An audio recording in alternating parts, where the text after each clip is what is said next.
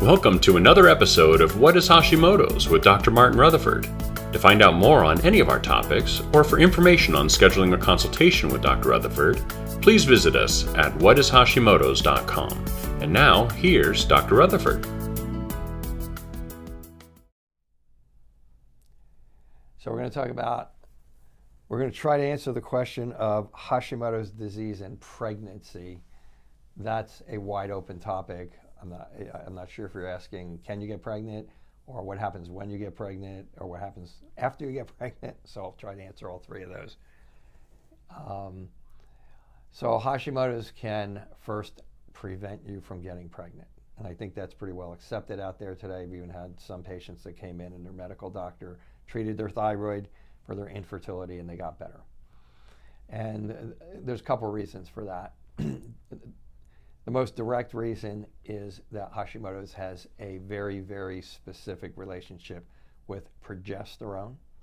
And progesterone is the hormone that allows you to hold the egg. So when you ovulate, and then the ovulate embeds, and then when the egg embeds itself into the wall of the uterus, it is progesterone that allows it to stick, if you will.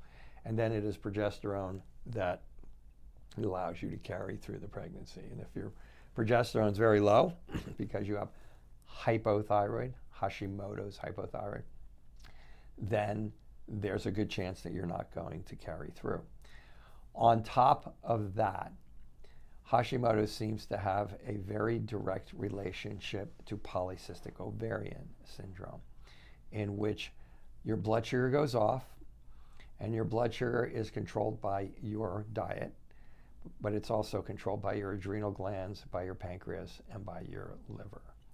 All of these can be affected by Hashimoto's in different ways. The end result ends up being usually that the person develops an insulin resistance, which is kind of high blood sugar, but it's not diabetes.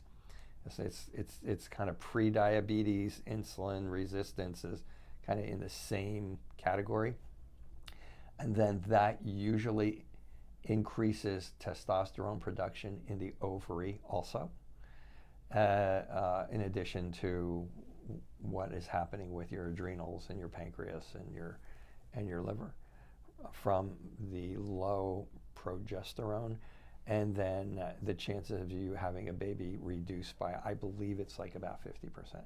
I do know that the last statistics I saw is that polycystic ovarian syndrome, which is very closely related to Hashimoto's, is responsible for as much as 50% of infertility in this country. Then Hashimoto's during pregnancy, it certainly, it's better to be healthy when you're having a pregnant child. When you're planning on having a child and getting pregnant, and so from that perspective,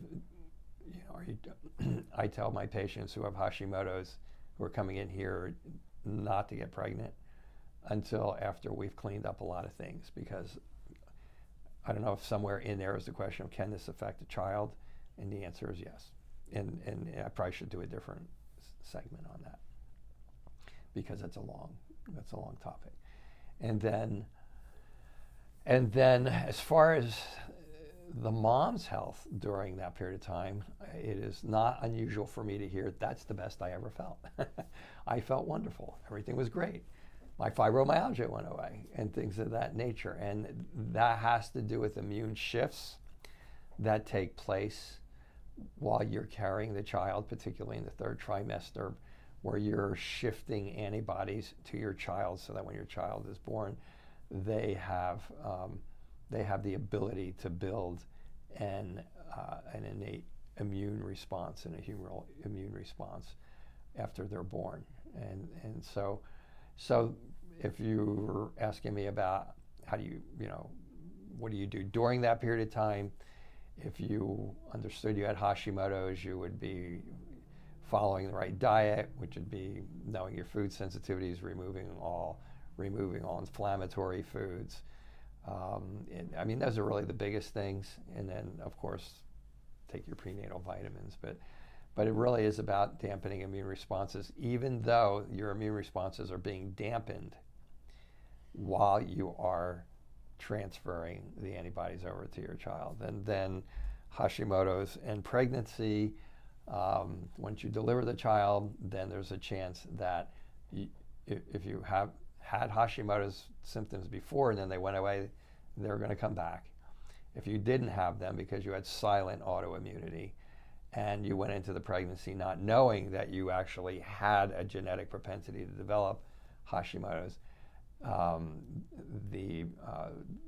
having the child itself, your chemistry changes back, immune responses revert, and now or if you've never had it before, they become active, and now they will create a exacerbation against your thyroid, and you'll suddenly go to me, Doc, I was fine until I had my second child, and then everything went to crap. And so at that point, the latest thinking on that is not to immediately declare a person Hashimoto's if they went into the pregnancy not diagnosed as Hashimoto's, but to wait a year. I'm not 100% sure why on the thinking on that, what the thinking on that is or why that is. But usually what I find is like if I hear that, I'm thinking like, okay, you felt fine, you got pregnant, you felt great, you had the child, boom, everything went bad. I mean, in my world, you're Hashimoto's until proven innocent at that point in time, but you're supposed to wait a year. So if you go to your endocrinologist and they're aware of this, they might wait a year before they're willing to diagnose you with Hashimoto's. So that's kind of the Cliff Notes version of before, during, and after the delivery of the child, Hashimoto's and pregnancy.